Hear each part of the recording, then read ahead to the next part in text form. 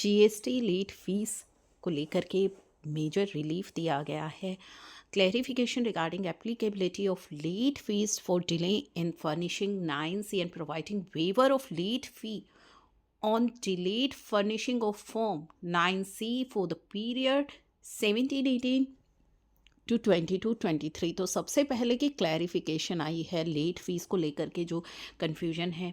GST council recommended to clarify through a circular, उन्होंने कहा है एक सर्कुलर के थ्रू एक क्लैरिफाई किया जाएगा that the late fee under section 47 subsection 2 is leviable for delay in filing the complete annual return under section 44 में जो आप एनुअल रिटर्न अपनी फाइल करते हैं GSTR 9। तो यहाँ पे जो लेट फीस आपको देनी होती है सेक्शन 47 सब सेक्शन 2 की, तो वो कंप्लीट एनुअल रिटर्न के लिए है। कंप्लीट एनुअल रिटर्न का मतलब क्या है? It includes both form GSTR 9 and 9C where applicable. तो जहाँ पे आपके लिए GSTR 9C एप्लीकेबल नहीं है तो GSTR 9 पे आपको लेट फीस देनी है, लेकिन जहाँ पे GSTR 9C आपके लिए एप्लीकेबल है तो GSTR 9 और 9C दोनों ही पे आपकी लेट फीस एप्लीकेबल होगी, यानी कि इन दोनों को आप अलग अलग कंसीडर ना करें। ये कंप्लीट एनुअल रिटर्न है 9C। For the annual return pertaining to the period 1718 to 22-23 के लिए यहाँ पे रिलीफ दिया गया है। ठीक है। GST council also recommended to issue notification, तो उन्होंने कहा है नोटिफिकेशन इशू की जाएगी। 17-18 से ये रिलीफ एप्लीकेबल रहेगा।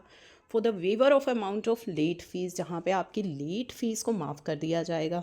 ठीक है, लेकिन ये जो वेवर है लेट फीस का वो केवल for delayed filing of form 9C, यदि आपने 9C डिले फाइल करी है तो तभी आपके केस में ये एप्लीकेबल होगा, which is in excess of the amount of late fee payable till the date of filing of GSTR 9 of said financial year, provided the said form 9C आप file कर दें 31 मार्च 2025 तक। तो 9 तो आपने फाइल कर दी थी, 9C डिलेड फाइलिंग के लिए ये एप्लीकेबल रहेगा। ज़्यादा क्लैरिफिकेशन आपको नोटिफिकेशन के थ्रू मिल जाएगी। कंडीशनल वेवर ये दिया गया है, 9C आपको फाइल करनी है 31 मार्च 2025 तक, तो तभी जो है ये वेवर एप्लीकेबल होगा।